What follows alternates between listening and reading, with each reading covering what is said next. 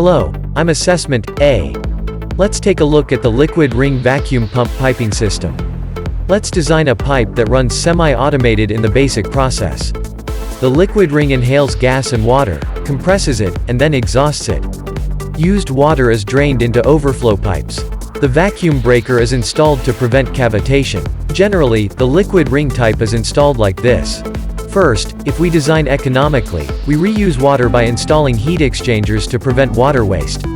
It is more economical to take away heat energy through a heat exchanger than the cost of water thrown away. Second, when reusing water, AV and LT are installed and interlocked to make up for the evaporation. While the pump is running, replenish it so that there is no shortage of water. There is a reason why LT was chosen between LT and LS. LS is installed on top of the tank, and continuous error may occur due to water discharge to the pump. LT also has errors, but less than LS. Third, for water replacement, install the AV in the drain and the viscometer in the tank to interlock together. Water is mixed with the chemical vapor of the process to change its specific gravity and viscosity. Cavitation or overload can be accelerated. When the pump stops, drain the water. If the LT level is lowered, close the valve and allow water to be supplied. The LT operates separately from the operation and shutdown of the pump. Fourth, install a differential pressure gauge to see if the water flow is normal. And interworking with the pump and control system. Sticky water can get clogged up by heat exchangers or filters. When blocked, the impeller is heated by idling. This can lead to issues such as casing touch.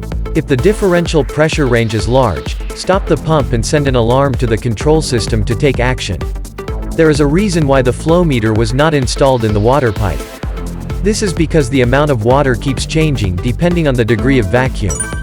Fifth, install the circulation pipe, CV, and TE for optimal vacuum performance. At this time, the vacuum breaker can be set to 20 torr. Adjust the CV opening according to the pump inlet temperature. Set by referring to the manufacturer's performance curve. Calibrate by testing the actual site by temperature. Optimal exhaust efficiency can be achieved. Sixth, install a vibration or noise sensor on the pump to prevent abnormal cavitation and interlock with the CV. Safety devices due to failure of water temperature calibration due to instrument failure, blocked vacuum breaker. In the event of cavitation, measure vibration or noise to adjust CV. Seventh, PT is installed for process operation control and used in interlock with CV. It can be installed as a semi-automated system. If you actually do this kind of construction, the $20,000 construction can be $100,000. Nope. I think the best system is to adjust the opening by interlock the CV of the circulation pipe and TE. For water replenishment, a little water needs to be put into the manual valve. Even without the instrument described above, big problems do not occur. But if vacuuming is a really important company, consider it when designing piping systems. Thank you.